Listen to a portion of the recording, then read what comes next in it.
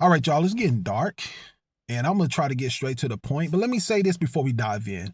So, from a security standpoint, security measures, if you got floodlights, they got sensors on there, what we call it, like a ring camera type of thing that can sense, that can pick up, like from a sensory standpoint, that can notify you if something's going on. A dog is great if y'all got, especially if you got kids, and making sure that that dog has a certain level of like just have a great relationship with the kids, because they need to be in there with the kids, not with the grown-ups. Gun, knife, obviously, pepper spray. And so I'm saying like a mug, but going back to what I was saying, let me get back to the point. It's not about the security measures on this video. If y'all want to talk about those things from a regular guy that's just a regular citizen who's learned certain things over the years, again, I'm nowhere near halfway or a quarter of being any type of professional, but it's just a regular guy who's learned over the years. You cannot be too careful in this world. But going back to what I was saying.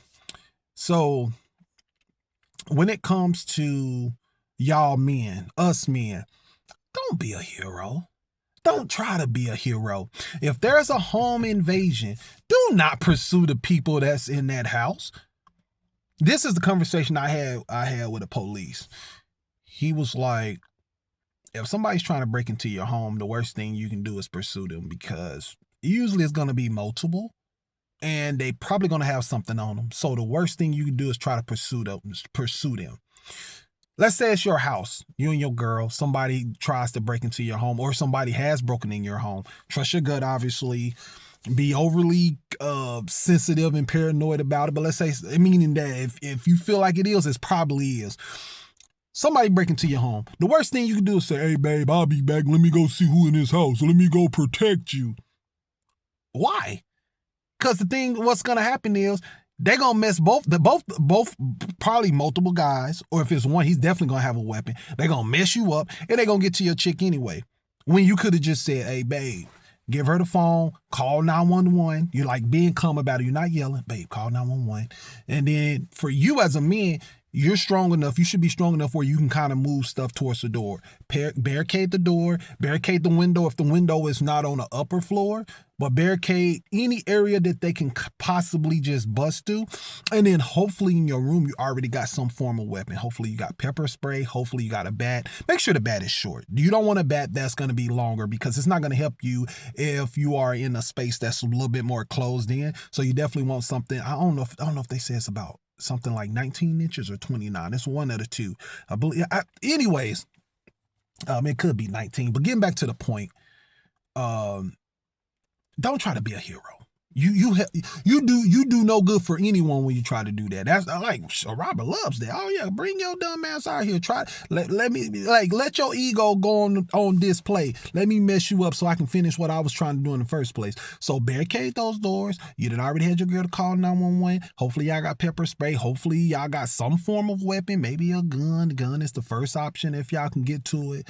A knife is great if you can get to it, but definitely don't try to pursue the person more times than not, people that's going to try to invade your home. Hopefully that's never a thing. Hopefully that's never a thing where you got to worry about something like that. But I'm saying if it were to happen, and you always got to think about worst case scenario. Like we haven't had to deal with that right now. Like we've never had to deal with that personally. I've had days where I've literally forgot to lock the door, and sometimes the door was open, but that was about 10 years ago, dude, you know what I'm saying? About 10 years ago. I ain't playing. I wouldn't do it now, in the same house that I'm in now, but it has happened before. Now we got the storm doors. I lock them jokers every single night. I do not play. As a first layer of just security outside of like floodlights, outside of camera and stuff over there and everything like that. But going back to what I was saying, guys, just don't try to be a hero. Barricade those doors. Make sure your girl can get to 911, or you do 911 if it's just you by yourself. Barricade those doors and position yourself on whatever wall you can to make sure you can see whatever's coming in, come in. that's my thoughts on that.